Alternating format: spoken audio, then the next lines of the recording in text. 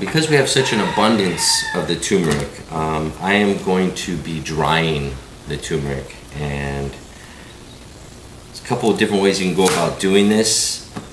I am going to cut this into very thin slices lengthwise, as opposed to like coins, because my dehydrator, as it dehydrates and gets smaller, the coins can fall through a little more easily.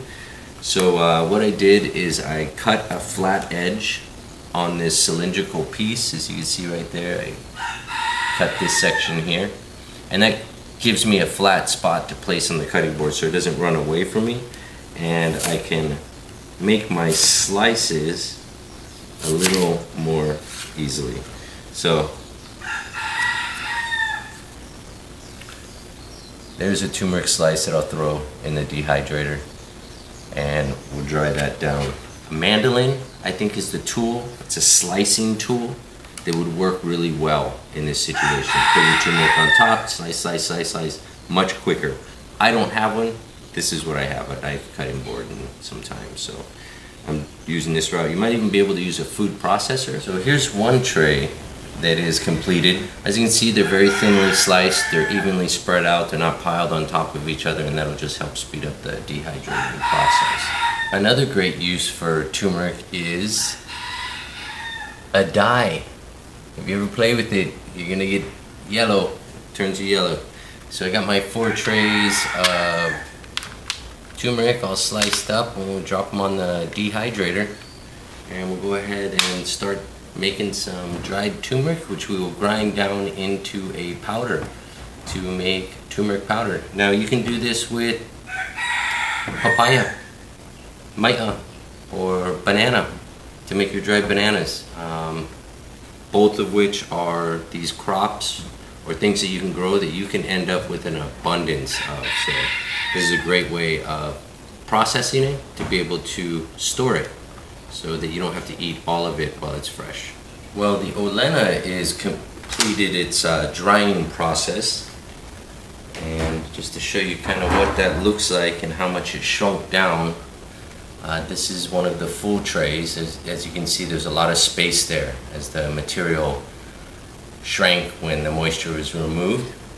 So what we're going to do now is we're going to convert this into a powder. This drying process took probably about 7 hours, and because of the thickness of the slices that I put in there varied, it kind of checked it, and you definitely don't want it wet, or else you could end up with like a butter almost, and not a powder. So you want to make sure it's definitely dry, and it's pretty dry and crispy. I did leave the skin on it.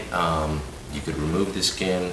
Now that the Olena is dried, I'm going to run it through a food processor. In the past, I've used something like this, which is a coffee grinder, and it took a little bit longer because the batches in which you grind are smaller. So I'm going to use this larger food processor, and then I'll be dumping it through a screen or a strainer. I have 2 here to try to get a little finer material to go through. So I'm going to go ahead and transfer this into a bowl, and then we'll be putting that into the food processor and grinding it up and sifting it through these strainers. Okay, so there is powder in there. We made powder, but there are also large chunks in there. So as I strain this, it's going to go, the large chunks will go back into the process.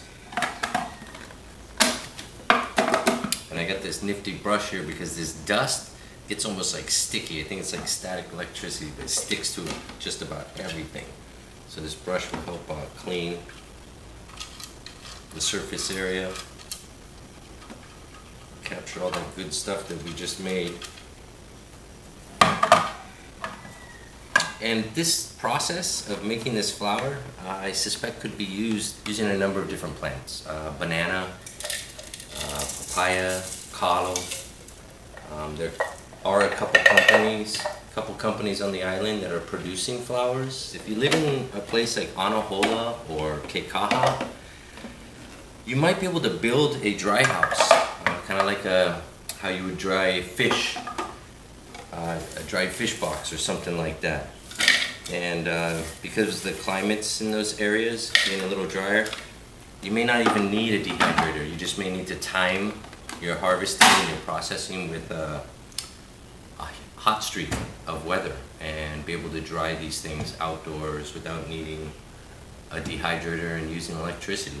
So one thing about this process, depending on what you're using to grind up into a powder, you need to be careful about the heat that's generated in the machine, both the dehydrator as well as the food processor, because heat will break down nutrients, especially vitamin C.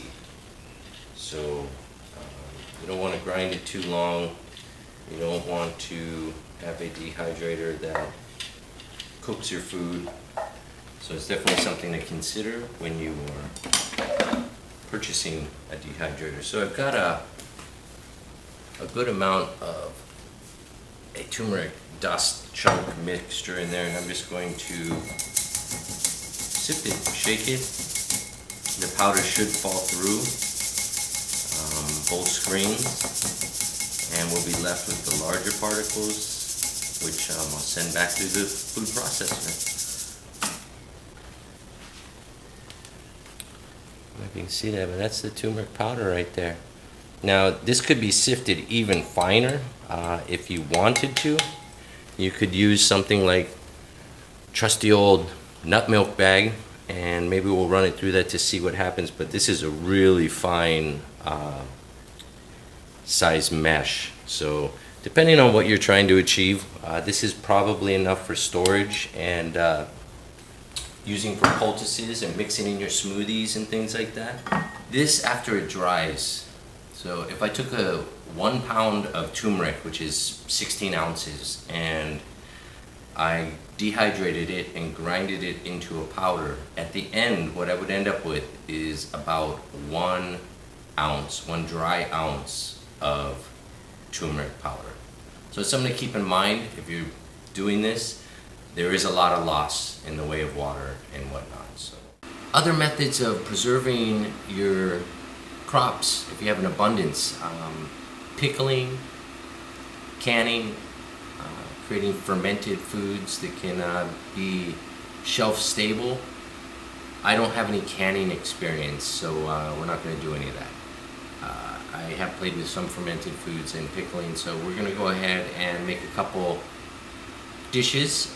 We're going to make a fermented food, and we're going to make kimchee, and then we're going to pickle some green beans. What is the difference between the two? Basically, the fermented food is going to be good for promoting gut health, your stomach, the probiotics that are in the fermented food, feeding the bacteria in your stomach. Pickled foods, they are going to have some nutrients in them, but they're really just kind of a tasty snack, and there's nothing wrong with that. Yeah. They both have sour flavors, and how that sour flavor is achieved is what kind of differentiates the two processes. So in pickling, you're going to be using an acidic liquid or brine, primarily vinegar, salt, and water, to create that sour flavor. In a fermented food, it will be the actual live bacteria that is creating that sour food. So the recipe I'm going to be using today on the kimchee is a recipe I found on YouTube. The channel was, I believe it's Emmy Made in Japan, and that's Emmy with 2 M's. I chose her recipe because I had seen a documentary a while back on kimchi and how they made it traditionally in Korea. And they used these really large clay pots, like 25 gallons, and as they were adding the ingredients, the guy threw in a piece of fish. And I thought, what? And that kind of caught my attention. So in Emmy's recipe, she uses a fish sauce, and she attributes that recipe to a famous Korean chef. So I went with that, it seemed more traditional. But we're going to go ahead and prep the bulk of the ingredients. Is basically a Napa cabbage or a Chinese cabbage, and carrot. They call for a medium carrot. All I had was a really big carrot. So I'm going to cut this cabbage in half and remove the stem down here, and then I am going to julienne or cut these into very small slivers, and then I will put them in this bowl, both the cabbage and the carrot, and then pour salt on top of it, and then I will fill this up with water to cover the vegetables. Okay, here's the finished product. This is the cabbage and carrots mixture with a half a cup of salt poured on top and then water added to cover it. I'll put this in the fridge for about an hour and a half, 2 hours, and we'll come back and start prepping the other ingredients. It's been about 2 hours for the cabbage and the carrot mixture soaking in salt water, and in the meantime I've made a rice paste and the kimchi base sauce. So we had this sitting for about 2 hours in the fridge in a salt water solution, and the rice paste, which looks like this, is was made using 1.5 tablespoons of mochiko flour, half a cup of water, mixing that together real well, making sure there's no chunks, putting it on a medium heat, and then adding 1 tablespoon of sugar, and just keep stirring it until it came paste-like. And it took a couple minutes, maybe like 2-3 minutes, and that's the rice paste.